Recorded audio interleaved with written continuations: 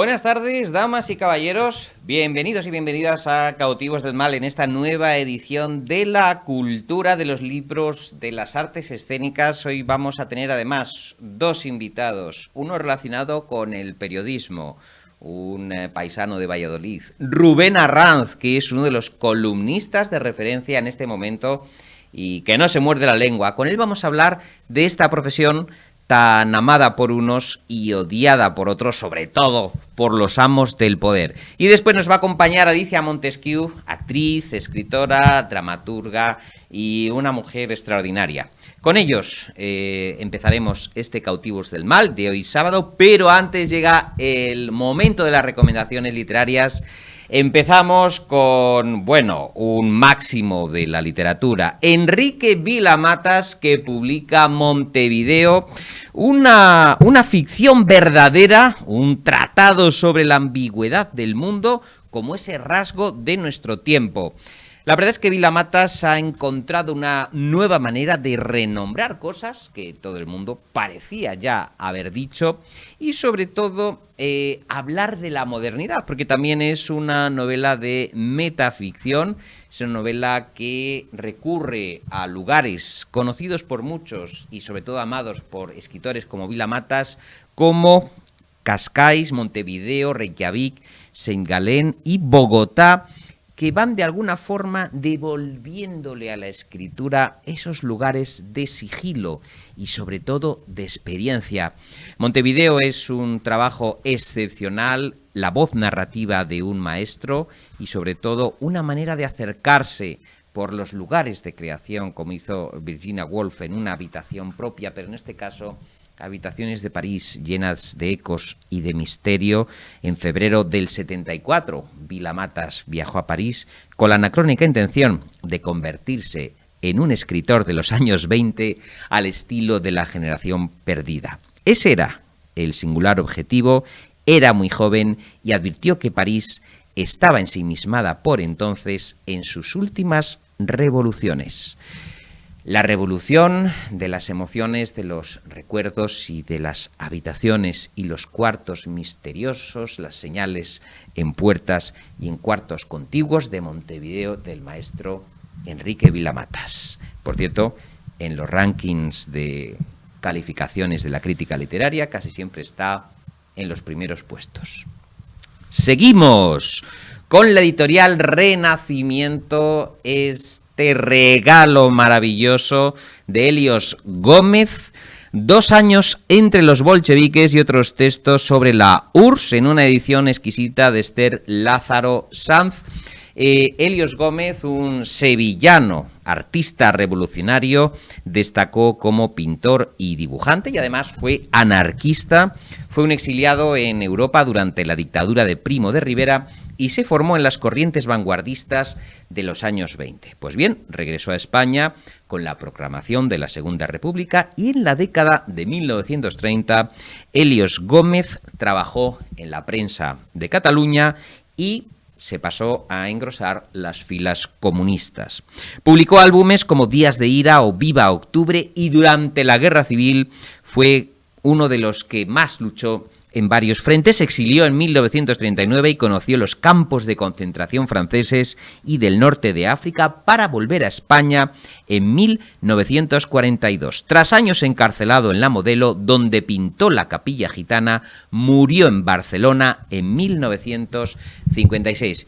Y esta obra extraordinaria, en pleno auge, escrita del reportaje de viajes a la Unión de Repúblicas Socialistas Soviética, publica en 1934, esos 2 años entre los bolcheviques, una visión del país soviético tras vivir allí en este periodo. La obra apenas es conocida y Gómez trata temas como las transformaciones sociales y políticas, el trabajo, la religión, la educación y sobre todo el poema épico Erika, el contrapunto a la versión idealizada del proyecto soviético que nos permite conocer las dudas que el sistema comunista generaba entre el propio autor, que militó precisamente en las filas comunistas. Un libro confesional extraordinario, unas memorias autocríticas imprescindibles. Y para terminar, dos nombres maravillosos puestos juntos de la literatura y de la cultura, Marcel Proust del maestro Roland Barthes, el gran semiólogo francés inspirado en los textos de Marcel Proust, en A la búsqueda del tiempo perdido, y que la editorial Paidós, en esta nueva biblioteca, recoge la obra de uno de los semiólogos franceses más relevantes del siglo XX. Bueno, Roland Barthes es autor de más de una veintena de libros de investigación semiológica y sobre todo publicó sobre Proust 5 o 6 artículos, aunque él mismo confesó que fue el autor que más leyó durante el duelo especialmente de la muerte de su madre, de la que constantemente hizo eco con la de la madre de Proust. Bueno, pues este volumen reúne los textos de Roland Barthes publicados en vida, la transcripción de 3 emisiones que efectuó en France Culture, algunas obritas inéditas, fragmentos de un curso que llevó a cabo Roland Barthes en el College de Francia y una importante selección de sus conocidos archivos personales. Una fiesta para todos los que amamos a Roland Barthes, con textos publicados entre 1966, el de Las vidas paralelas, o Proust y los nombres del 67, apuntos para un curso impartido en Rabat de 1970, Un hombre, una ciudad,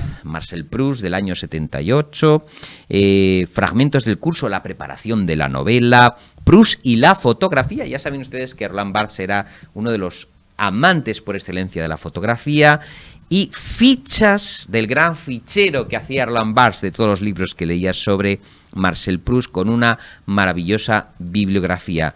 La verdad es que este libro, con edición y notas de Bernard Comment, es una auténtica fiesta para los lectores, muy bien editado, como todo lo que hace Paidós, a los que damos siempre la enhorabuena en este programa. Bueno, ya les hemos puesto deberes para leer este fin de semana o la semana entrante. Hay que leer mucho, pero nos vamos ya rápidamente al mundo del periodismo y del teatro.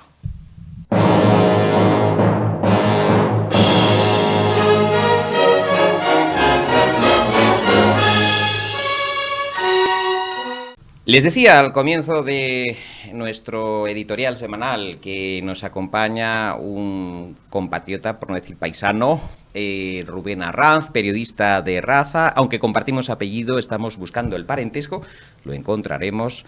Una de las voces del columnismo actual más apreciadas, más críticas y más libérrimas, que, damas y caballeros, acaba de publicar Perro come perro en Círculo de Tiza, una editorial maravillosa de la que ya les hemos hablado en este y en otros programas, donde este humilde periodista escribe, colabora y atormenta.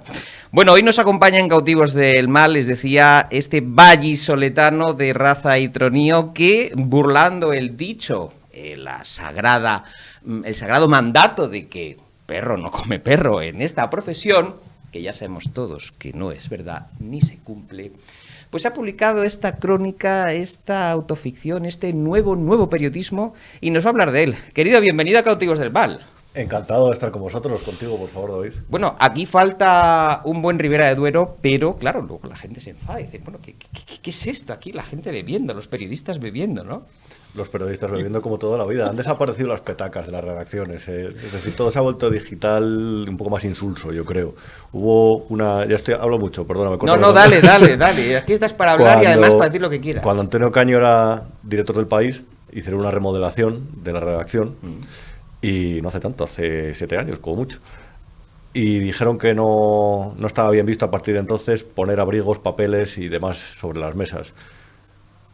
Y yo pensé, whisky, ¿dónde lo guardan entonces? Porque eso era un habitual en la profesión. Sí, les dio como un telele hace algunos años por esa economía del papel en las redacciones. Yo también estuve en alguna que otra, no voy a mencionar, donde entró una directora diciendo: se acabó el papel, que nadie imprima nada, todo con los PDF, todo con los teléfonos. Y dije, se ha vuelto loca esta señora. Bueno, si me está escuchando, sabe que está loca. Bien, les decía, publica Perro come perro. Y les cuento el arranque. La sociedad en una crisis de ansiedad. Es miércoles por la mañana y el colaborador de una tertulia televisiva explica con detalle el funcionamiento de los misiles hipersónicos. Afirma que no pueden ser interceptados por los sistemas antiaéreos tradicionales porque su trayectoria es imprevisible. El presentador del programa le escucha con interés hasta que finaliza su exposición. Después lanza una pregunta. ¿Podrían portar una cabeza nuclear? Su interlocutor esboza entonces una amplia sonrisa y le responde: podrían, por supuesto. Sepan ustedes que Rubén Arranz, vallisoletano, como les decía, llegó al diario digital Voz Populi en 2014, pero también ha escrito, colaborado, intervenido en El Independiente, en la desaparecida Punto Radio y en la agencia EFE, y sobre todo en EFE ejerció tanto en España como de corresponsal, nada más y nada menos que en Uruguay. A 10.000 kilómetros en línea recta de Valladolid. Madre mía, he seleccionado algunas imágenes que nuestro querido Omar irá poniendo en pantalla. En primer lugar, ahí tenemos la Casa de Cervantes. ¡Qué preciosidad! Yo te iba a decir, Valladolid marca una impronta, ¿no? Valladolid es una ciudad con un carácter especial. Tú ten en cuenta que muchos años somos la ciudad con más días de niebla. Eso modifica el carácter. Yo viví en la montaña, viví en Béjar un tiempo, en Salamanca, y la gente de montaña tiene un carácter distinto, al igual que la gente de costa. En Valladolid somos una ciudad de niebla. Siempre se dice aquello de, yo no sé si la verdad, del carácter, de cuesta tener un amigo vallisoletano, pero después cuando te des amigo lo tienes para toda la vida. Es decir, cuesta ganarse la confianza. Yo no sé si eso será verdad, pero sí que es verdad que yo me fío más de las personas que son así. Y hubo un día, efectivamente, como decías, que me dijeron de ir a Uruguay a trabajar. Y allí fui. En la época en la que se estaba legalizando la marihuana, los uruguayos estaban preocupados porque había que inscribirse como consumidor de farmacia en una estafeta de correos y decían, ¿cómo voy a dar yo mi nombre al gobierno de que soy consumidor de marihuana? Claro. Eso ahora lo tienen asumido, pero entonces era complejo. Era una época de populismo con Pepe Mujica, aquí bien celebrado por periodistas como Jordi Évole, que yo no sé si cuando pasaron por Uruguay no se enteraron de nada. Y era un momento de un populismo que era complejo de denunciar porque muchas veces en el periodismo te ves solo ante el peligro. Y cuando estás con una agencia gubernamental que no es una agencia gubernamental, perdón, es una agencia pública, pero que muchas veces ejerce de una especie de segunda embajada, hay cosas que cuesta decir. Pero fue una buena experiencia. Y si te digo la verdad, el protagonista de Perro come perro no tiene excesivamente que ver conmigo tampoco. Tiene menos de mí de lo que parece, pero... Eso es lo que te iba a decir, porque en principio, bueno, aquí efectivamente hay una crónica y yo lo he entroncado plenamente con el nuevo periodismo. Ahora hay una corriente que se estudia en Estados Unidos que es como el nuevo periodismo, ¿no? Exacto. Y aquí has entrelazado muy sabiamente tu experiencia, tus noticias, tu maestría periodística, bueno, con una trama también muy sugerente, muy curiosa. Y yo sí que te quería preguntar, por ejemplo, ¿cuánto hay del Rubén Arranz auténtico aquí en estas páginas? Pues claro, los seguidores de Cautivos del Mal dirán, bueno, pero queremos saber ahí si es él, si no es él. Muchas veces nos mandáis vuestros comentarios. La parte real en porcentajes más o menos y la parte de ficción. Hay menos de lo que parece de mí y más de lo que parece de mis compañeros. Toma. En ese personaje. Lo que pasa es que los escenarios yo los he recorrido, pero claro. Bueno, los escenarios que recorres todos los días eran perfectamente útiles para digamos, construir una trama. Y así lo hice. Y es verdad que tenía algo en mi corazón de Montevideo, porque yo tuve una buena experiencia ahí y es lo típico que se te olvida. La memoria al final es una lucha por no olvidar los detalles que te marcaron. Y poniéndolos en un libro, imprimiéndolos, dije, vale, esto está aquí para siempre, se me puede olvidar, pero da igual, aquí está en el libro. Y de estos años en Madrid que no han terminado y que espero que no terminen en...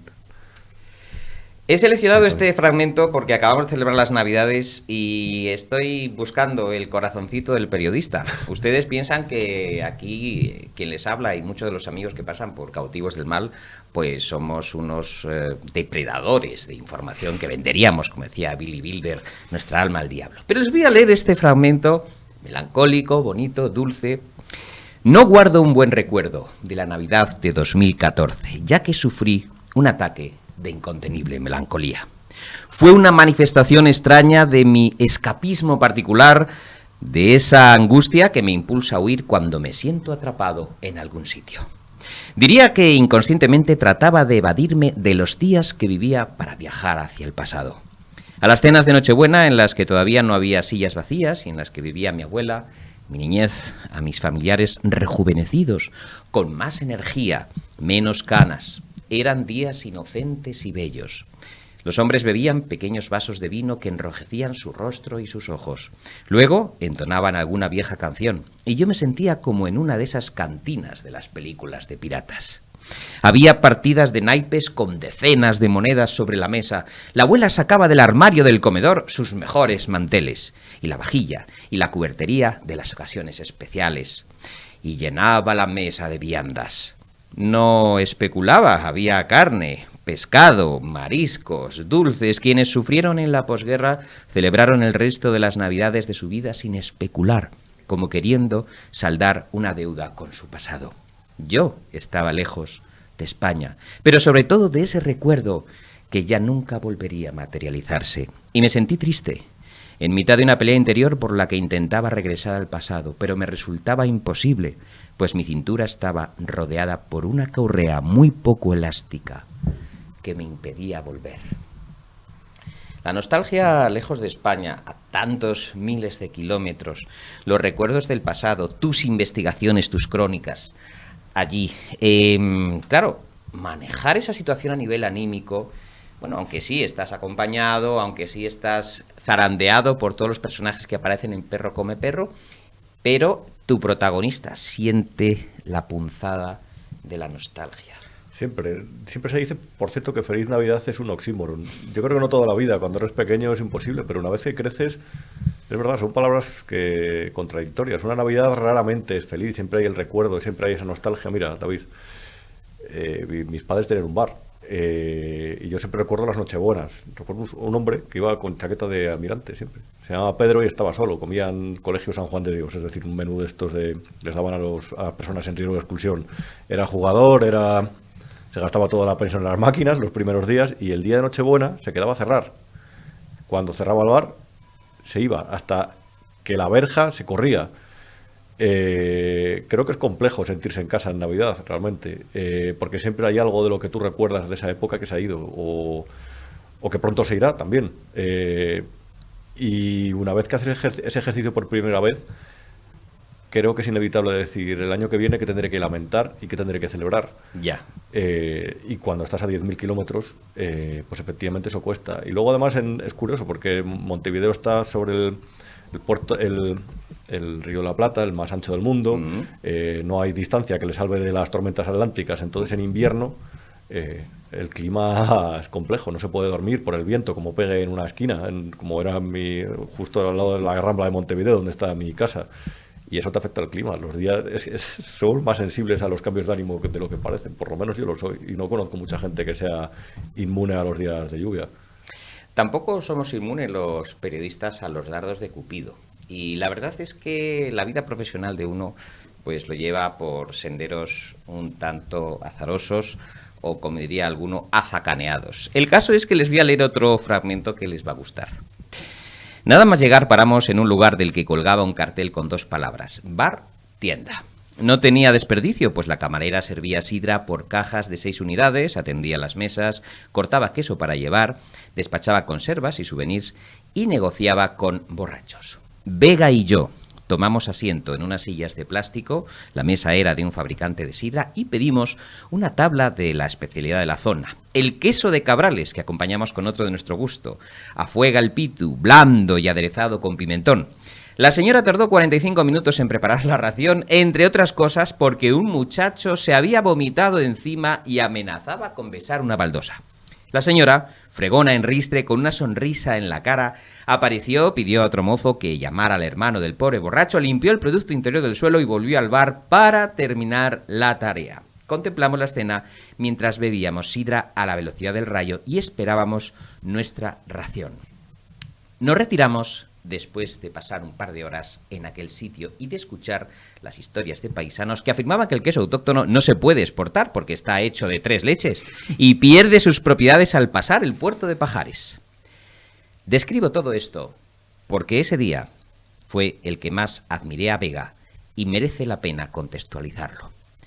Esa noche me mostró lo que era, sin retranca ni distancias impostadas. Al fin, tras tantos años de amistad, afloró la esencia de mi amigo, o eso pensé en aquel momento. Les decía que los periodistas tenemos nuestro corazoncito, que también nos emocionamos, que creemos en la amistad, decía antes, y en el amor, decía antes Rubén Arranz. Bueno, es que los de Valladolid tardamos mucho en tomar confianza, pero cuando la tomamos es para toda la vida. A lo largo del libro aparecen muchas relaciones que van influyendo sobre la tarea periodística del protagonista. ¿Crees que tiene para un periodista mucha importancia, o algunos logran evadirse y apartarse del tráfago de la información, los sucesos emocionales que nos acontecen?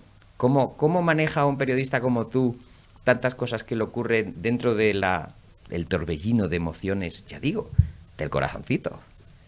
Eso siempre pasa. Siempre se ha dicho que los divorcios son habituales entre los periodistas. Por aquello de salir tarde, cerrar la edición a las 10 de la noche, a las 11, a las 12. Y eso, evidentemente, claro, cuando llegas, no es que solamente no esté la cena sobre la mesa, sino que tu pareja se la ha comido, la ha digerido, está dormida, y tus hijos directamente, si los tienes, han ido a la cama. Eso es complicado de llevar, pero bueno, yo creo que eso se ha extendido a todas las profesiones, a una buena parte de las que se ha zampado esta marabunta digital, que hace que haya que estar las 24 horas pendiente, que hace que el teléfono móvil sea una especie de hilo visible de comunicación con tu empresa, con tu familia, con todos durante las 24 horas. Yo creo que hay algo, seguramente haya alguien que haya sacado conclusiones más consistentes sobre eso, pero yo creo que hay algo en este mundo digital hiperconectado y ansioso que ha perjudicado a las relaciones sociales, sin duda, y los periodistas, evidentemente, tenemos mucha experiencia en todos esos desastres personales. Habla Juan, nos va a hablar de la información, y dice, vamos a analizar estas palabras de Rubén Arranz. La información es muchas veces el mal menor. ¿Importan las intenciones de quien nos la ofrece? Por supuesto. ¿Pero deberíamos escribir artículos solo de lo que nos cuenten las buenas personas? En absoluto. Hay otro tópico que dice que siempre cantan las mujeres despechadas. Es decir, el mafioso es descubierto porque su esposa se entera de que se está follando a otra, y para vengarse informa a la policía sobre las actividades ilícitas del capo, o se deja poner un micrófono debajo de la ropa. Bueno, la labor del periodista en relación a los tipos malos, los tipos duros, las mafias, el crimen organizado, la policía corrupta y tantas caras ocultas de la realidad que, bueno, periodistas como nosotros y como tantos otros no tragan con un sistema donde se compra el silencio y donde muchos, como dice muy bien la Asociación Internacional de la Prensa y Periodistas Sin Fronteras, cada año decenas de nuestros compañeros mueren asesinados, Rubén. Sí, claro, es decir, es una actividad de riesgo. Ese es evidentemente la muerte, el asesinato es el mayor nivel, pero también lo hay a pequeña escala. Tú eres un pringao, eres un soldado, yo soy un pringao, soy un soldado de mi medio, y en el fondo los medios tenemos una dimensión bastante pequeña, incluso los más grandes, aunque se crean lo contrario. Y tú muchas veces escribes cosas que no quiere que cuenten personas que tienen el dinero por castigo. Por lo tanto, muchas veces al dar los temas incómodos, al publicar los temas incómodos, te estás jugando una demanda de alguien que sabes que puede llegar hasta el final, te puede llevar hasta el Tribunal Supremo. Y eso te ata a 7 años o 10 años o lo que tarde en resolverse. Somos unas hormigas que intentamos escarbar en lo que ocurre entre elefantes, y es verdad que muchas veces simplemente les pellizcas y no pasa nada, pero el elefante cuando quiera perfectamente te puede aplastar si se le pone entre ceja y ceja. Ahora bien, hay una cosa importante de matizar ahí. Siempre el que habla es porque quiere hablar, porque tiene un interés que puede ser legítimo o puede ser completamente criminal, porque se está saltando un código de conducta, porque está vulnerando un deber del secreto en un consejo de administración, o porque es un policía que le gusta hablar y no debería. Y esos no son precisamente los buenos de la sociedad. Yo lo digo porque hubo una gran polémica con los villarejos sobre los que acudían, los que dejaban de acudir, los que no contrastaban, que evidentemente eso es terrible siempre ante cualquier fuente. Pero es que son precisamente la gente que tiene asuntos oscuros los que muchas veces habla más con los periodistas. Otra cosa es que se compre la mercancía averiada y otra cosa es que se llega a pactos con fuentes que lo hacen periodistas para publicar una trola a cambio de que te cuente una verdad. Pero los buenos rara vez hablan. Generalmente habla gente que tiene algo que ocultar y que no tienes por qué saber. Simplemente tienes que saber que manejas una información que es sensible, que es altamente inflamable, un material altamente inflamable, y que tienes que saber que es verdad, cribarlo y publicarlo, que seas, te lo cuente, que te lo cuente.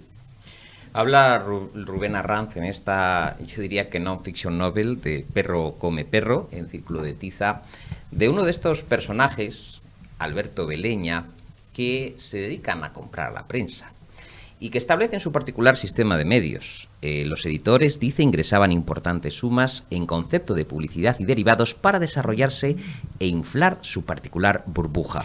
Las grandes compañías del país obtenían un enorme torrente de noticias positivas en las que casi nunca se señalaba su imprudencia económica o sus corruptelas o las batallas accionariales. Si algún periodista abundaba en estos puntos, se pedía su cabeza o se incrementaba la inversión publicitaria hacia ese medio o ambas cosas. Y todo este sistema, Rubén, comentas que en 2007 saltó por los aires con el estallido de la burbuja inmobiliaria. Saltó por los aires porque ahí empezó la tormenta perfecta empezó a descargar sobre el periodismo. La publicidad cayó porque las empresas tenían menos dinero para anunciarse. Hay matices, pero bueno, en líneas generales se puede definir así para hacerse una idea. Y por otro lado empezó la crisis de los formatos. Empezó por el papel, el formato papel se dejó de vender en los kioscos. Ahora ponte a encontrar un kiosco abierto, por ejemplo, a las 9 de la mañana un día de fiesta que te venda el periódico y puedas pagar con tarjeta. Yo te reto a eso. Ahora está empezando la crisis de la televisión porque surgen alternativas maravillosas en streaming, casi igual de potentes ya. Y empezará la de la radio porque las concesiones por las que se han pegado toda la vida con los políticos están perdiendo valor porque se está desarrollando la radio digital. Todo ese proceso empezó en 2007. Hubo una tormenta perfecta y hubo también empresarios, como Alberto Beleña, ficticio, que lo aprovecharon para ganar importancia en los medios. Es que estaba pensando, quien lea eso y sepa más o menos quién es, va a identificar a Alberto Beleña, pero no quisimos dar nombres porque queríamos hablar de un problema, pero no señalar con cotilleo, que es lo que han hecho otros cuando han publicado libros sobre el periodismo. También al punto de presionar a un tipo como Juan Vega hasta la fatalidad. ¿Hay algún caso real que tú conozcas? Por supuesto. Quizá no tanto hasta la fatalidad, pero esas presiones han existido. Estamos hablando de que en una operación de corrupción conocida hubo unos personajes, que son los que está inspirado el libro, que se dedicaban a crear periódicos digitales falsos para dar decenas de noticias a la semana en una línea o en otra. A veces eran para mayor gloria de su cliente, para alabar sus cualidades de un político, de un empresario, pero a veces eran para disparar a un jugador de fútbol que no interesaba que siguiera en un club, o para disparar a un empresario para un enemigo. Ahí uno de los protagonistas con Juan Vega precisamente lo hicieron, es decir, era un periodista incómodo y le empezaron a disparar. Han salido informaciones de que grandes empresas, grandes bancos, un banco en concreto, tenía espiados a través de un comisario a una serie de periodistas, los números, para ver con quién hablaban y para ver qué movían de ellos. Y a sus rivales. Claro, todos podemos estar espiados perfectamente, es decir. Hay una reflexión que sí que me gustaría debatir con nuestro querido amigo Rubén Arranz, que me ha tocado el alma también. Y es que cuando dices que todos esos periodistas triunfalistas que predican día y noche que la profesión es el centinela del poder y el garante de las democracias representativas.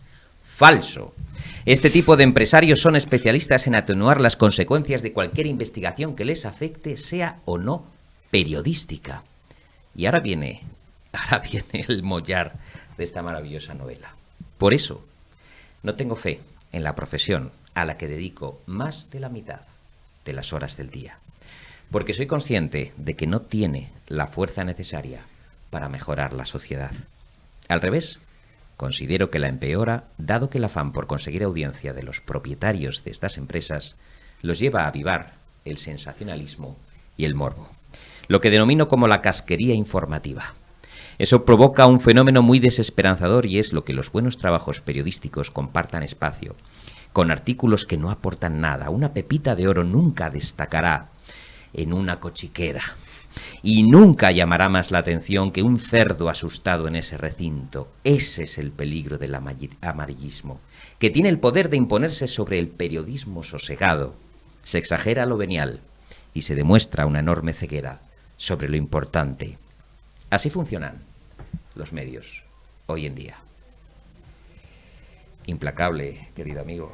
Sí, a ver, yo sí que tengo fe en la profesión. Al contrario que Alfredo, sí que tengo fe, pero porque yo soy el típico que se pega 100.000 veces contra la pared y vuelve la 100.001. Y yo no sé si eso será positivo para mi salud mental, pero bueno, de momento por lo menos intento hablar con calma cuando me expreso. Pero sí, claramente, es complicado poner en valor esa pepita de oro. Y no lo llamas pepita de oro, llámalo la aguja en el pajar. Mira, la semana pasada, hace 2 semanas, perdón, escribí un artículo. Ahí me llama la atención todos estos datos sobre lo bien que va el empleo, sobre España, el motor de la Unión Europea económico en un momento de inflación. Porque claro, el otro día estaba viendo unos datos del Ministerio de Agricultura, Pesca y Alimentación y decían que los españoles comen un 15% menos de carne que hace un año, un 12% menos de pescado. El porcentaje baja a la mitad de los hidratos de carbono, por ejemplo, la pasta. Eso es síntoma de que no somos motor de nada, de que el país se ha empobrecido. Claro, publica ese artículo y hay personas que te dicen gracias por publicarlo de verdad, porque esto yo creo que se tiene que saber la situación del ciudadano, de la persona real a la que debería ir al periodismo, por cierto, no a otros periodistas, como unos escriben para competir contra otros. Pero claro, luego te das cuenta y dices, joder, es que tengo una maquinaria enorme de medios progubernamentales o que tendrán sus historias, sus cuitas, sus eventos organizados por un ministerio que están en contra y que tapan ese dato.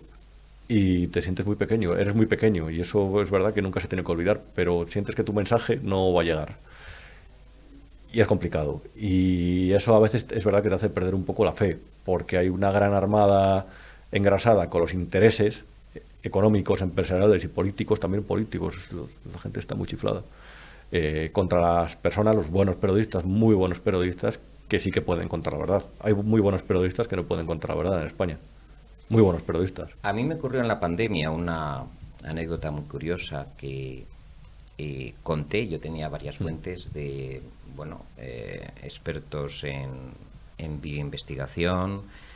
El propio The Times había publicado unas informaciones muy interesantes sobre la destrucción de pruebas de COVID en ensayos del Laboratorio 4 de Wuhan en el mes de enero.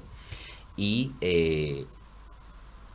algunos colegas erigidos en jueces y en inquisidores se me echaron encima simplemente por citar mis fuentes, es decir, por decir, bueno, he encontrado este material, lo pongo a disposición de todos, para ofrecer una versión alternativa a la oficialista, es decir, oye, están The New York Times, The New York Post, incluso Vanity Fair, o sea, están haciendo en la prensa anglosajona, en la revista Time, en Foreign Office, en Foreign Affairs, están haciendo trabajos de investigación descomunales sobre la pandemia. Por primera vez en mi vida me di cuenta de que se nos vigilaba y de que si te salías del discurso oficialista, lanzarían contra ti una ira de bots, de insultos y de acosos, como no he sufrido. Es decir, he pasado de la tranquilidad a, en ese momento de mi vida, una agresión en toda regla, al punto de que tuve que hacer consultas jurídicas para ver si esto iba más, poner en marcha una defensa. Y ha sido por parte de alguno o alguna colega. Esto no me había ocurrido nunca antes. Simplemente por decir, señores, atiendan también a lo que se está haciendo en la prensa anglosajona. ¿Tú te acuerdas, David? Yo creo que fue por mayo, más o menos. Quien fuera al kiosco, porque ya se podía salir, vio encartes en todos los periódicos, menos en ABC, por cierto, eso les significa, que ponía juntos salimos más fuertes. La campaña, sí, sí.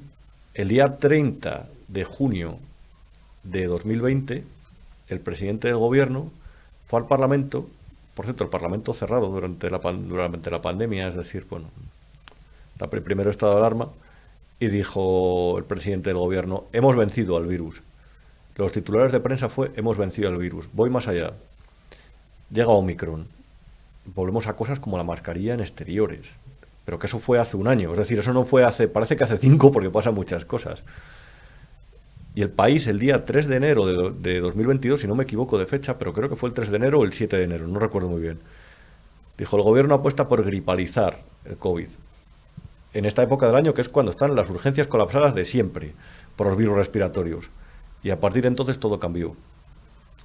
El problema de la pandemia es que no se ha seguido en ningún momento criterios científicos al informar, se ha seguido criterios políticos.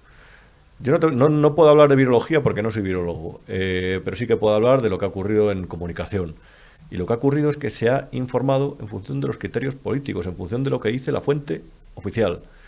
Y eso, en cualquier rama de la información, es una completa aberración.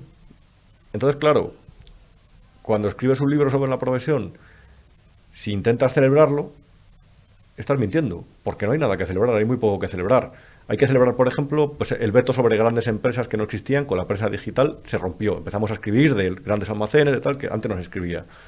Pero por otro lado, la fuente oficial sigue teniendo un poder inmenso y la mayoría de los medios lo copian. La publicidad institucional durante la pandemia, entre 2020 y 2022, ha aumentado a 158 millones de euros, que son 92 millones. Este año han adelantado campañas de 2023 porque querían tener a los medios con buena salud, porque bajaba la publicidad o no subía tanto como ellos pensaban, y han adelantado 10 campañas. Son casi 210 millones de euros, 207 millones de euros los que se van a invertir en publicidad institucional. ¿Eso lo cobran? ¿A cambio de qué? ¿De mentir? Pues a veces sí, a veces no, simplemente de seguir el ritmo que les marcan. Por lo tanto, que no me vengan compañeros ofendidos con que el perro no se tiene que comer el perro y que hay que respetar, porque ese trabajo de seguir la fuente oficial, el día que Pedro Sánchez anunció las granjas de Noé, que nunca se hicieron, que eran las arcas de Noé, yo lo llamé granjas, por eso lo digo, porque centros donde la gente que no vivía sola se podía ir a confinar, como grandes pabellones. Y dije, pero qué estupidez es esta. Pues hubo medios que lo celebraron. A mí que no me vengan con lo del periodismo combativo y con lo de centinela del poder, porque eso no es. Somos 4 gatos los que lo hacemos. En Voz Populi lo hacemos. Y yo estoy muy contento y muy orgulloso de la libertad que nos da Jesús Cacho, que a su edad se sigue jugando ahí el todo por el todo muchas veces por dar información y nunca dice nada. Pero eso no es la tónica. Y lo siento mucho, pero no lo es. Y además esto viene al cuento del título de contraviniendo el adagio, el dicho popular de que perro no come perro. Rubén Arranz dice que perro come perro, donde otros perros mordieron a este perro que les habla, cuando de pronto un colega se erige en juez y parte, es decir, aprendices de Torquemada que te sueltan otros perros, ¿no? ¿Quiénes son ellos para destruir la carrera y de repente señalar a tal presentador o a tal periodista para destruirlo y quitarlo de en medio a un competidor? Claro, mira, todo esto surgió porque Eva Serrano, la editora, por cierto, una editora fantástica. La quiero mucho, fantástica Eva, siempre sí, hacemos reseñas de sus libros, sí, porque tiene un olfato editorial un magnífico. olfato enorme tiene y muy afinado además. Ahí me dijo, cuando me lo propuso, ella dice, estaría bien un libro sobre lo que hay en las redacciones, porque siempre a través de las películas ha habido esa imagen romántica de lo que hay. Idílica, claro. Y bueno, pues todo eso derivó en contar lo que le ocurre a los periodistas, cuando se enfrentan sobre todo con los que mandan, pero con los que mandan de verdad, no con el típico portavoz parlamentario que ni pincha ni corta, o sea, es un vocero. Con los peces gordos. Y los peces gordos de la profesión también. Eso es muy importante y eso es a lo que voy, a lo que ibas en tu pregunta. Y muchas veces cuando esos peces gordos responden a determinados poderes o a determinados intereses, pues son imbatibles. Te ponía el ejemplo de Pepe Mujica en Uruguay. Habla con cualquier uruguayo y que te hable de Pepe Mujica, de cómo mejoró la educación, como él dice, cuando fue completamente al contrario, es decir, cualquier estadística económica del país, cuando se rompió el viento de cola que se surgió con la depreciación del dólar, empeoraron todos los datos macroeconómicos sobre cómo se tenían que pluriemplear los uruguayos todavía porque no tenían para pagar la carísima cesta de la compra de allí. Pero claro, llega un tipo como Evo, es que le señalo porque me parece el antiperiodismo. En muchos aspectos. Ese tipo de periodismo. Se llama blanqueo. Claro, le llevan a su chacra, que sí, que yo también fui a su casa en el campo, le dice 4 cosas, como que 4 lugares comunes, las verdades del barquero que podemos decir cualquiera, dice el presidente pobre. Pero tú sabes realmente hasta por qué estaba en la cárcel Pep Mujica, por qué estuvo en la cárcel. Es que no saben nada, pero tienen unos altavoces muy potentes. Entonces es que ya no es el perro como el perro, es el perro que intenta que se le escuche con otros perros que ladran mucho más fuerte. Los dogos que van soltando algunos perrazos, perros de presa que se encargan de dar caza a los periodistas libres, entre ellos Rubén Arranz, con el que acabamos de hablar de esta novela de no ficción, Perro come perro, en Círculo de Tiza, donde descubrirán la trastienda de esta profesión, de este oficio, que tanto amamos, a pesar de todo. Amigo, ha sido un placer tenerte en Cautivos del Mal. El placer es mío, de verdad. Y esta es tu casa. Aquí ya sabes que siempre tienes un micrófono libre, sin censuras y sin ningún atavío político para que tú tengas tu cauce de expresión, como ya lo tienes en tus maravillosos trabajos de Voz Populi. Muchas gracias, un placer, de verdad. Nosotros vamos a pasar del periodismo al teatro con una maravillosísima actriz, directora escénica, escritora y un montón de cosas más, Alicia Montesquieu. No se me muevan porque si no se van a arrepentir.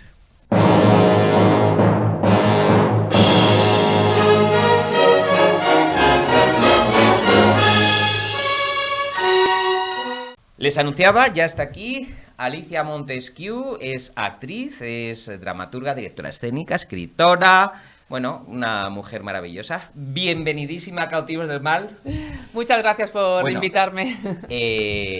Yo les quiero decir que Alicia Montesquieu es muchísimo más que una intérprete, porque además es una investigadora escénica, una investigadora de grandes personajes de nuestra historia del espectáculo. En este caso vamos a hablar de uno de los personajes más emblemáticos de nuestra historia en general del ocio, que es Manolete. Pero también se mete en asuntos como La lluvia amarilla, de Llamazares, de Julio Llamazares, y muchas otras cosas más, algún texto de ciencia ficción o de anticipación. Pero antes de nada, te quería preguntar, Alicia, ¿cómo consideras de importante que es en tu vida el mundo de la cultura, el mundo del teatro, el mundo del cine, el mundo de la poesía, el mundo de los grandes intérpretes, al punto de que yo tengo la sospecha de que ya es como parte de tu ADN y que a veces explota y produces una obra, ¿no? Me gusta mucho eso de explote y produces, porque es lo que siento. Creo que son herramientas simplemente para la creación, son herramientas para la creación y para poder contar todo lo que yo, como veo el mundo, ¿no? De alguna manera. O sea, es verdad que a veces pueden ser escritos, libros, a veces pueden ser dramaturgias, otras veces simplemente interpreto, pero bueno, son todas partes de mí, quizás, para explicar un poquito cómo veo el mundo. Hemos visto ahora el cartel mientras nos lo contaba Alicia Montesquieu de Las hermanas de Manolete, que ha sido un exitazo, que además es una obra que te ha traído y te va a traer muchas alegrías. Vamos a ir viendo, si os parece, alguno de los primeros trailers de Alicia Montesquieu y los vamos a ir comentando. Cuando entramos, con nuestros vestidos nuevos, recién comprados, empezaron a silbarnos. ¡Putas!, decían. ¡Mira! ¡Las hermanas putas! ¡Ay, por favor! ¡Que te espere! Pero mira cómo me ha puesto el vestido manchado oliendo a alcohol. ¡Más bien nos mata! ¡Ay, qué pena! ¡Ay, qué pena tu hermano! Y a la madre no deja ver a nadie. Y yo cremallera. Y arrastré llorando. Corré la puerta, pero nadie vino a abrir. Hasta que ya fue demasiado tarde.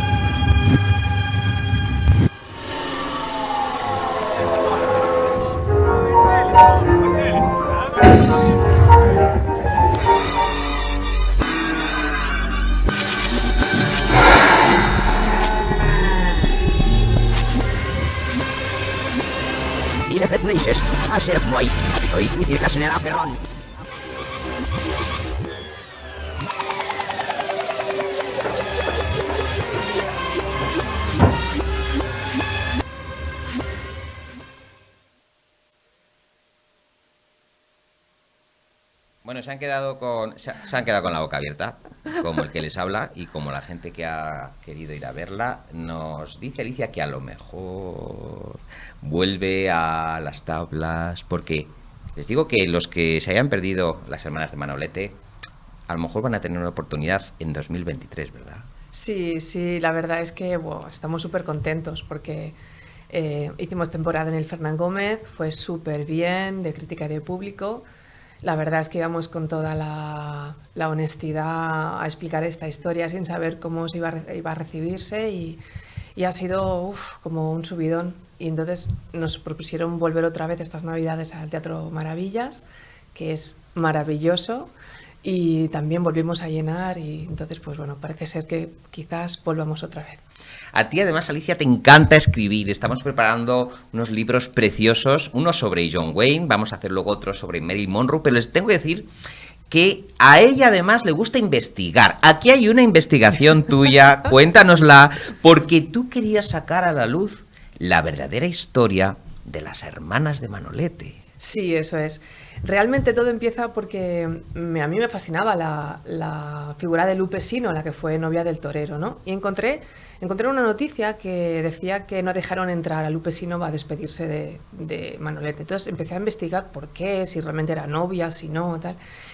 Y tirando del hilo, me metí en muchos sitios, incluidas en crónicas taurinas de la época, para ver si ella iba, no iba y tal. Y de repente encuentro en una crónica taurina que el profesional taurino decía, bueno, pues quedó deslucida la faena de Manolete cuando ya era segundo en el cartel, o sea, ya empezaba a tener importancia, porque sus hermanos fueron a verle, han venido a la plaza y en la plaza las han abucheado, las han silbado, las han llamado prostitutas y se han tenido que ir. Yo me quedé a cuadros.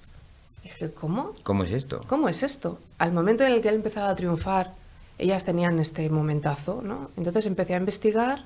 Muy difícil porque, claro, estamos hablando de los años 40. Realmente yo cuento historias de los 30 a los 40 hasta la muerte del torero. Pero dije, pero esto no puede ser, ¿qué está pasando, no?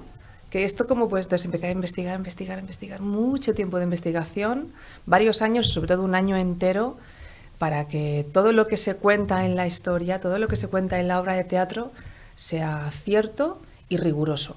La historia de un sacrificio increíble y desconocidísimo, incluso por los hagiógrafos de Manolete, los investigadores del periodismo taurino, y que tú sacas a la luz que es la parte femenina detrás de las bambalinas de un héroe nacional. Eso es, pero muy importante, sin juzgar ni a su familia, ni a él, ni al entorno. Tenemos que pensar que estamos hablando de la posguerra, de un momento dificilísimo para todo el mundo. Digamos que la familia de Manolete lo vio claro. Tenemos a un superhombre que nos va a sacar del hambre, nos va a sacar de la pobreza y vamos a apostar todos a que él pueda ejercer su carrera y pueda ser una figura del toreo como luego fue.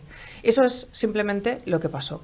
Claro, visto desde ahora y visto desde el momento en el que nosotros ya tenemos la percepción de toda la sociedad y de lo que ha sucedido con nuestra historia, es tremendo, ¿no? Que se sacrifiquen unas mujeres pero en el momento lo hicieron lo mejor que pudieron. Y esa es la mira con la que yo escribo esto, sin juicio. Se atreve también con otra obra maestra de nuestras letras, La lluvia amarilla, de Julio Llamazares, un texto complejo que ya anticipaba algunos de los fenómenos actuales tan conocidos, tan cacareados por los medios de comunicación como la España vaciada, la España del éxodo rural hacia las grandes ciudades y esos pueblos desiertos de nuestra tierra que al final pues quedan habitados por unos pocos mayores abandonados que tal vez enloquecen, que tal vez encuentran ecos y voces del pasado en esas estancias ruinosas que nos ha estremecido a todos, Alicia, que también nos está dando muchas alegrías, que también está conociendo una segunda, una tercera vida. Háblanos de La lluvia amarilla. Pues La lluvia amarilla es un proyecto que surge porque me llama Jesús Arbués, el director de teatro, y me dice que quiere contar conmigo para este proyecto. Yo al principio me quedo sorprendida porque La lluvia amarilla es un libro de Julio Llamazares maravilloso, pero es un monólogo de un señor, del último habitante de un pueblo que se llama Inielle, en sus últimas horas antes de morir. Entonces yo me digo, ¿pero qué quieres que haga yo? Y me dijo, vente y lo trabajamos. Entonces me propuso algo que me encantó, que es una especie de personaje en el que a veces soy el autor, a veces soy la poética de todo el ambiente, a veces soy la sociedad de ese momento del pueblo, a veces soy una mujer, a veces soy la muerte. Es muy interesante. Entonces lo estrenamos en el Teatro Español, lleno absoluto también, todos los días. Y entonces nos propusieron volver y ahora estoy con esa obra de teatro en el Teatro Quique San Francisco hasta el 5 de febrero con mi compañero Ricardo Joven. Ah, que quieren ustedes ver a Alicia Montesquieu y a Ricardo Joven en esta lluvia amarilla tan especial. Pues vean. ¿Lo tienes también? Sí, vamos a verlo. La lluvia amarilla. De Julio Llamazares. Esta es la albada del viento, la albada del que se fue.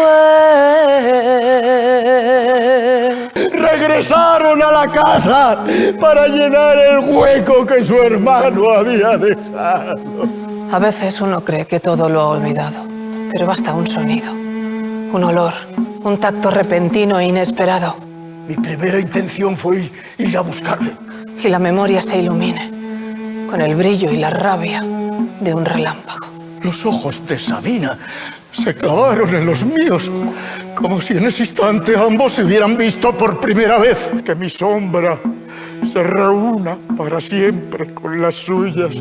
Ni otra esperanza de vida para Iñelle que las mías. Andrés de Casasosa, el último de Iñelle, si he cavado mi tumba, ha sido simplemente para evitar ser enterrado lejos de mi mujer y de mi hija. Iñelle existe. Aqueras montañas tan alteras son, no me dixan vier os míos aimors. Bueno, la lluvia amarilla. Ahí lo tienen. Tenemos, decía Alicia, la suerte de... Y seguro que, aparte de febrero, estoy seguro de que va a itinerar un poquito más esta lluvia amarilla. Es que ¿verdad? estamos de gira... Porque es lluvia fina. Fina. No, estamos por toda España. Precisamente tenemos ahora la temporada en este teatro, pero por ejemplo... San Francisco, sí, les recuerdo a los amigos. Quique San Francisco hasta el 5 de febrero. Hasta el 5. Pero hay algunos bolos que nosotros decimos, las actuaciones de fuera, para los que nos ven que no lo saben, son bolos. Los bolos. Los bolos. Pues, aparte ejemplo, de los que se sientan en los escaños, en Carrera San Jerónimo, luego están los bolos. Pues por cierto, nos vamos a Valladolid. Hombre, por favor. Es de 19. Mi patria chica. Oye, sí, qué bien, qué ilusión esto. Y fíjate que una de las obras que más me gustaron, también, qué casualidad, en el Quique San Francisco, no tenía nada que ver con esto. Faraday. Faraday. Pero no vean ustedes, por favor, pero primero, qué elenco, porque Alicia Montesquieu no se sube al escenario con cualquiera, perdónenme ustedes, con lo mejor de lo mejor. Y véanla aquí, junto a un elenco de campanillas, haciendo un Faraday que salimos todos trastornados con estos personajes en el Quique San Francisco, que ojalá en algún momento vuelva a escena esta obra. Presten muchísima atención. ¿Tienes móvil? Ilumina este momento tiene que saberse. ¿Tenéis cámara de fotos? Por favor, subirlo a la red. Contactar con todos. Ahora ¡Devuélveme! Tu padre ha inventado un buscador de fotos. El buscador no estaba pensado para provocar suicidios. Hemos chantajeado al dueño de la foto. ¡Faraday es un engaño! Y quiero que lo sepa todo el mundo. ¿Pero es que no lo sabes? Hasta ahora podían ver lo que mirábamos por internet. Ahora pueden ver todo aquello de lo que nos arrepentimos. O lo que no somos. La gente lo cuelga todo. Sube su vida a la nube. ¡La nube eres tú, joder! Vamos a comprar Facebook. ¿Dónde están? Pues se me ha perdido en su primer día. ¿Quieres ahí de una rabia?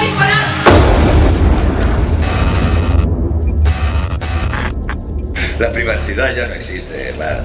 Y una imagen vale más que 1000 palabras. Vino, sí. Que sí, que algunos la hemos visto, otros de ustedes se han quedado con las ganas, pero esto del teatro es que a veces recupera una obra de gran éxito en algún momento, ¿verdad, Alicia? Sí, la verdad es que fue un gusto poder trabajar con... Madre con mía, con qué reparto, por favor.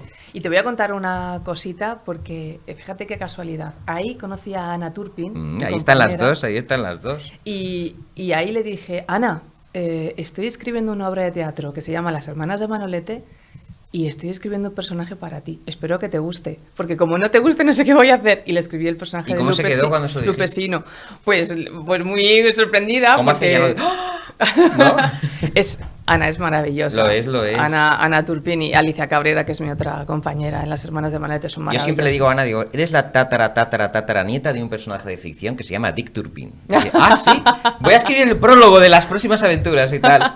Pero es una generación de actrices, la vuestra, que es un buen recambio generacional de algunos de los clásicos con los que trabajáis, también por la humildad y porque aprendéis mucho de ellos, ¿no? De los grandes que están trabajando con vosotras codo con codo. Y se os ve además absorber como esponjas y con muchísimo respeto el magisterio de todos ellos, ¿no? Mira, por ejemplo, en La lluvia amarilla estoy con Ricardo Joven, Madre mía.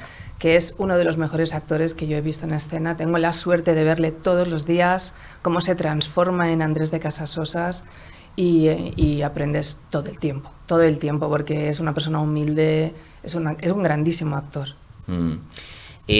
Alicia, ¿qué aporta desde tu punto de vista una sociedad española como la nuestra, a la que los políticos intentan crispar constantemente para cosechar votos, para mantenerse en su escaño, para tenerlo calentito? Es decir, cuanta más crispación y más follón, más rédito político.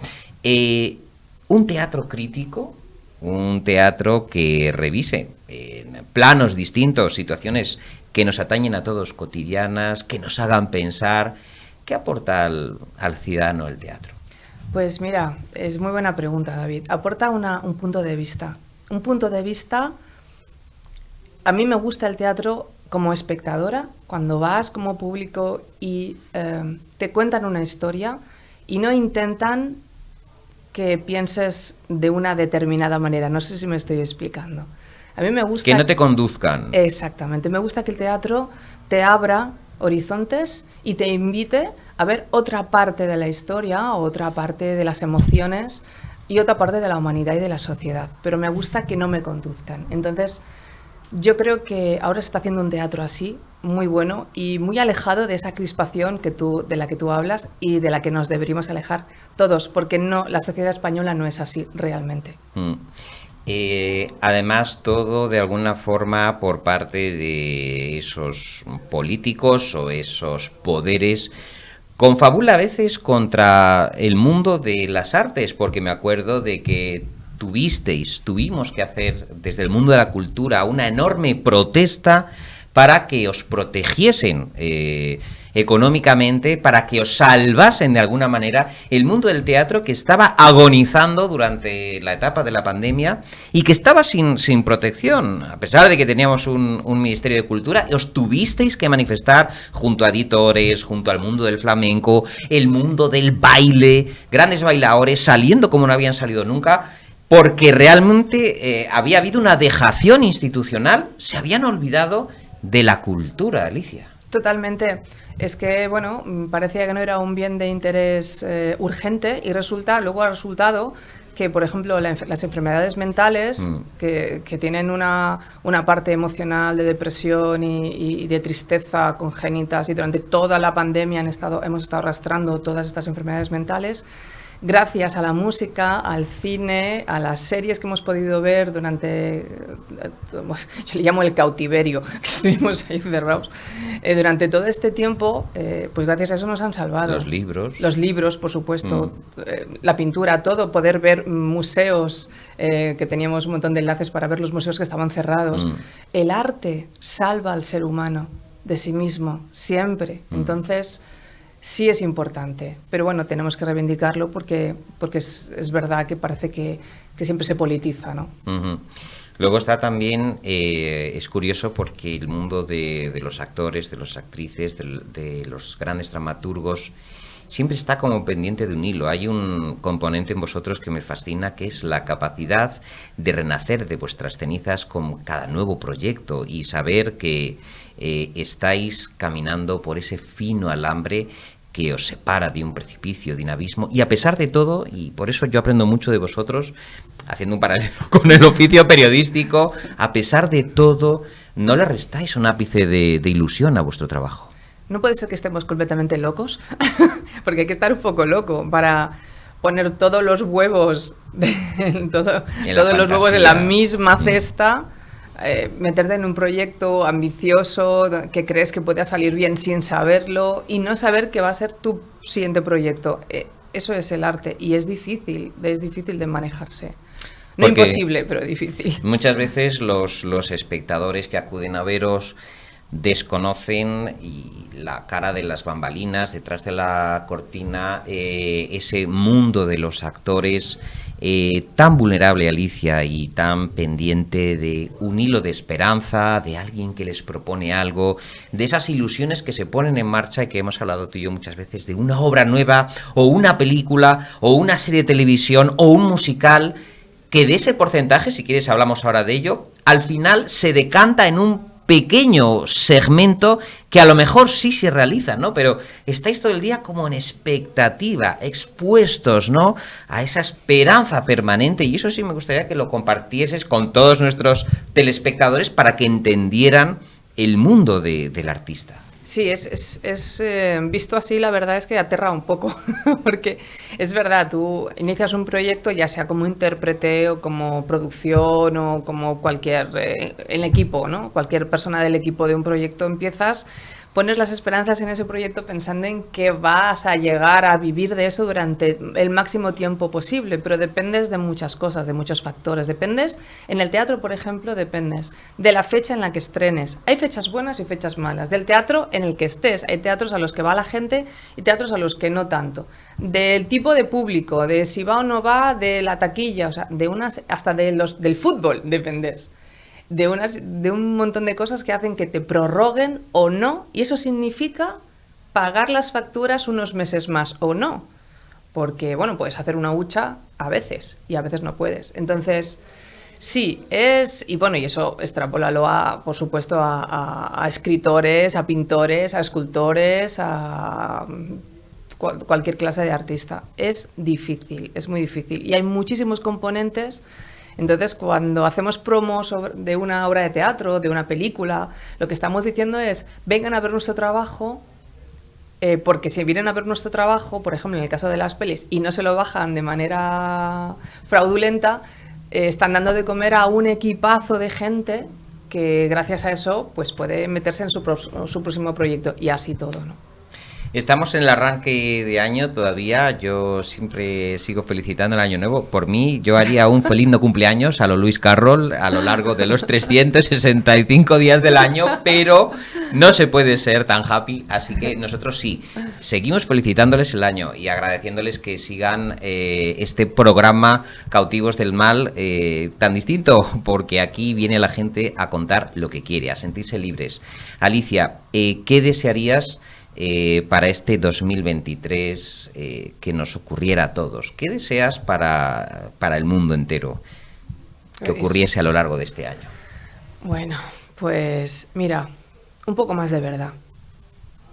Con un poquito más de verdad en cualquier ámbito iríamos mucho mejor. Fíjate. Se iría la crispación política, dejaríamos de escuchar mentiras en los medios, ¿sabes? Un poquito más de verdad. De autenticidad. De autenticidad. Eso nos daría una pátina a todos bastante diferente. Porque hay una cosa que tú hemos hablado tú y yo muchas veces, que es esta especie de postureo, disfraz, enmascaramiento, que ha llegado con el orbe de las redes sociales. Tú mismo me has dicho a veces, bueno, es que me tengo que salir de Twitter en alguna ocasión, porque es que es repugnante, ¿no? Es decir, que parece que hay una especie de pacto en que todo lo que ocurre ahí es falso de toda falsedad y vete a saber quién está al otro lado detrás de esa cuenta de usuario, con qué intenciones, si son personas reales, si son bots, si obedecen a una campaña de no sé qué asociación. La verdad es que el mundo de las redes produce bastante inquietud, Alicia. Sí, yo tenía una cuenta, tengo cuenta en Instagram, en Twitter, y tenía una cuenta antes en Twitter que tenía muchísimos seguidores y interactuaba con todo el mundo. Y además eras muy activa. Sí, y tuve que quitármela porque no podía decir lo que pensaba abiertamente del mundo cultural y demás, porque yo siempre opino de mis cosas. Claro. ¿no? Porque recibía unos zascas y unas cosas, decía, pero esto... Y luego, lo peor de todo es que intentas razonar y dices, pero ¿por qué estoy razonando con una persona que a lo mejor ni siquiera le interesa lo que estoy diciendo? Simplemente lo que quiere es, pues, desahogarse de su vida cotidiana, porque eso hay mucho también. Gente que va, a lo mejor, súper nerviosa por la vida y de repente hace, ¡ja! ¿Qué te has creído tú? ¡Toma! Y deja eso O ahí. es una estrategia de competidores o de enemigos que tú tienes sin saberlo. Es sin saberlo. Sin o bots. saberlo. O La bots. cantidad de bots que hay. De cuentas falsas. De granjas. Es impresionante. Así que decidí eliminarla y ahora estoy otra vez en Twitter, pero estrictamente para cosas de trabajo y sin comentar demasiado. Con lo cual la distopía de Faraday que habéis dibujado se va cumpliendo. Absolutamente. La censura, la autocensura. Porque no puedes hablar de lo que está pasando realmente porque te caen por todos lados. Qué curioso. Y es increíble, ¿no? Es increíble que las personas que nos dedicamos a la cultura, bueno, o al periodismo en tu caso, y a comunicarla. A comunicarla, no podamos hablar de lo que vemos en la sociedad por miedo a que nos censuren, ¿no? Y te acabas autocensurando. Es alucinante si lo piensas. Un poquito de miedo, ¿eh? Les dije que iba a ser una entrevista memorable, que tenemos una de las grandes actrices con una amplia trayectoria profesional y como escritora, una observadora de la realidad, y deseamos además que Alicia, yo sé que tú le das mucho a la escritura y alguna alegría seguro que tienes preparada en cuanto a la Alicia, ensayista, escritora, dramaturga. Publicar cosas y además con lomo y a ser posible en tapa dura, ¿verdad? La satisfacción de ver tus obras, porque además de creadora también ella es ensayista, articulista, y seguro que tienes en el ordenador muchas cosas que ya están diciendo, Alicia, por favor, compártenos con todos, ¿no? Pues sí, estoy trabajando en un par de cosas y en una con muchísima ilusión, es una dramaturgia. Solo te voy a adelantar una cosa que creo que te va a gustar. A ver. Sobre el pasado nazi de Madrid. Bueno. Muy interesante. También, sin juzgar, viendo todo lo que había y tal. Sí. Muy interesante. Bueno. Una dramaturgia cuyo sueño será verla en escena, ¿no? Esperemos. Y ahí estoy. ¿Y alguna cosa más? Sí, estoy viendo a ver si se publica una historia sobre John Wayne, que yo creo que tú sabes mucho de eso. Podemos anticipar que va a ser en la editorial Silex. Sí, exactamente. Una historia muy interesante. O sea, muy interesante, no lo que he escrito, que eso lo tienen que juzgar los lectores, sino lo que trata, que es un supuesto encuentro entre el entonces príncipe Juan Carlos I y John Wayne, que se dio en Madrid. Y digo supuesto, pero podría ser cierto. Ahí lo tienen. En fin, estén muy pendientes de Alicia Montesquieu y sobre todo de las evoluciones a lo largo de este año, de La lluvia amarilla, que ya lo saben que está ahora en cartel y que ella siempre pelea por sus proyectos. Querida Alicia, ha sido un placer tenerte en Cautivos del Mal. Gracias. Qué gusto tenerte y sobre todo a ustedes, gracias por seguirnos cada semana aquí en Periodista Digital Televisión, todos los sábados de 8 a 9 puntos suspensivos de la noche. Denos likes porque la máquina dice que cuantos más deditos, más likes, pues más posibilidades tendrá este programa de ir evolucionando, alcanzando posiciones en el ranking y todas estas mandangas, pues que el servidor pues les sorprenden, pero los expertos dicen que sí, que nos den likes, que no sé qué, que comenten, que pin y pan. Nosotros, sin embargo, sean o no sean de los likes o no tan likes, seguiremos aquí contándoles las historias de nuestros grandes invitados. Sean felices, vayan al teatro, compren libros, llévenles la contraria a nuestros políticos.